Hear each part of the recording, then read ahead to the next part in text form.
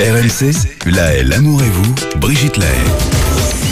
Des anecdotes insolites à nous raconter qui vont mêler sexe et religion. Oh, ça m'étonne ça, parce qu'il n'y a aucun lien entre le sexe et la religion. Pas tout à la fois, si je peux faire un mauvais jeu de mots. N'est-ce pas ? C'est vrai que les voix du Seigneur sont impénétrables, on l'a souvent entendu. Et pourtant, il y a des histoires comme ça, un peu curieuses, qui circulent en ce moment dans le monde. Alors, j'ai regardé ce qui se passait en France. Et là, ça se passe à Toulon.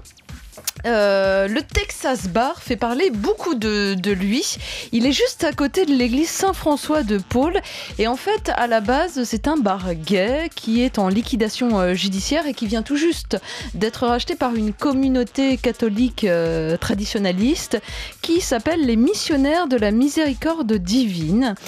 Et le but de cette communauté, eh bien, c'est d'évangéliser le quartier qu'il faut, pour reprendre leurs termes, guérir de cette pathologie qui est, à leur goût, à leurs yeux, l'homosexualité. Et donc, du coup, il fallait absolument racheter ce bar. Et ce bar a été mis aux enchères. Et pour essayer de persuader les autres qui voulaient monter les enchères à côté, eh bien, ils se sont mis tous à prier pour montrer que vraiment, c'était une action importante à leurs yeux et qu'il était temps d'agir. Alors évidemment c'est un tollé, vous imaginez, dans le quartier, notamment l'établissement qui n'est pas très loin, David, qui est le propriétaire d'un autre bar gay, qui dit que très souvent il passait et on avait l'impression d'être exorcisé par cette communauté dès qu'il croisait nos regards, considérant qu'en tant qu'homosexuel il fallait absolument soulever cette pathologie une bonne fois pour toutes. Donc là, voilà, ils sont acquéreurs, mais pas sûr qu'ils gardent leur clientèle, du coup, ou en tous les cas, elle changera. On peut l'imaginer que la clientèle va changer, oui, mais bon, en même temps, moi qui suis de toute façon pour la défense de la vie de chacun, et donc des homosexuels, certainement, plus que beaucoup d'autres, beaucoup d'autres personnes, qu'on comprenne bien mes propos, je trouve en même temps que c'est peut-être pas utile qu'il y ait un bar gay à côté d'une église particulière. Voilà, c'est tout. Je suis pas. Vous savez, ce vivre ensemble ce bien vivre ensemble dont on nous parle, moi parfois je trouve qu'il est un petit peu mis à toutes les sauces. Ouais, quoi. Ouais. Voilà. C'est intéressant parce que ça parle vraiment au fond de la notion de frontière. Mais quand les frontières avec des éléments opposés sont trop proches, ça devient incompatible. Et il y en a un qui a besoin de prendre le dessus sur l'autre, et c'est ce qu'on est en train de voir là. Mais c'est comme l'histoire de ce sex shop qui avait été installé à côté d'une école, vous vous rappelez Bien sûr, et pareil, il avait dû fermer, évidemment, parce que les enfants pouvaient passer devant les vitrines.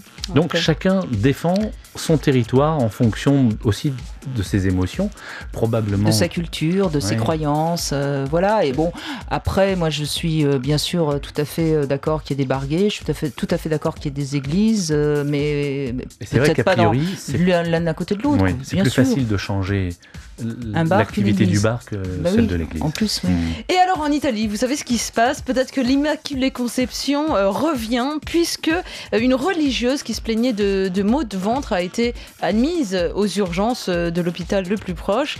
Et là, échographie incroyable qui révèle que cette nonne est enceinte et en fait est sur le point d'accoucher.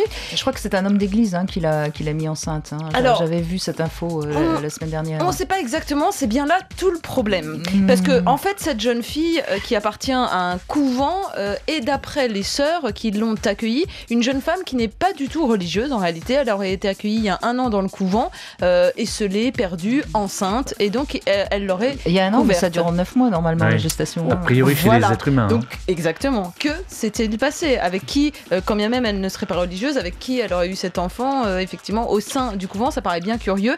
Et d'autres, et c'est là où la polémique est posée. Mais elle a été accueillie enceinte, vous venez de nous dire, donc il y a 1 an. Non, je me suis trompée, pardonnez-moi. Elle a été accueillie il y a 1 an et là, elle est tombée enceinte depuis. Et le problème que ça pose... C'est le jardinier du couvent. Si ça se trouve, il n'a rien à voir avec un homme d'église. Il a semé sa petite graine, le jardinier. Et ben, il s'est trompé.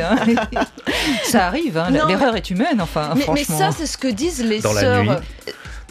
Dans la nuit, bah oui, une nuit de pleine lune, parce qu'il oui. sait que ça pousse mieux, hein, les graines qu'on plante les nuits de pleine lune. Voilà, c'est tout. C'est ce que disent les sœurs, que c'est une jeune femme qui a été accueillie il y a 1 an, parce que d'après d'autres sources, et elles sont nombreuses paraît-il, ce ne serait pas du tout une jeune fille recueillie, mais bien une religieuse qui serait là, et ça poserait problème.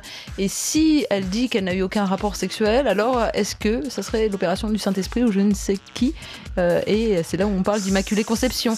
Quelle énigme. Et du coup, ça soulève un autre grand problème, c'est cette histoire de célibat des prêtres. Et j'ai découvert un nombre d'associations incroyables de femmes de prêtres, de compagnes de prêtres. Qui ont eu des enfants, qui bien ont sûr, eu oui. des enfants ou qui lient même une vie affective amoureuse avec des prêtres, sûr. sous le silence. Mais il y a des associations comme Plein Jour qui sont là pour les accueillir, les écouter.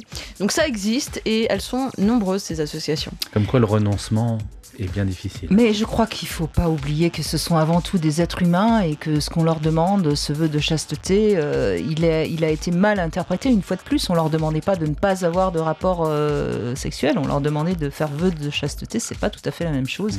Ça, c'est encore un autre débat. On confond encore une fois le symbolique, le réel.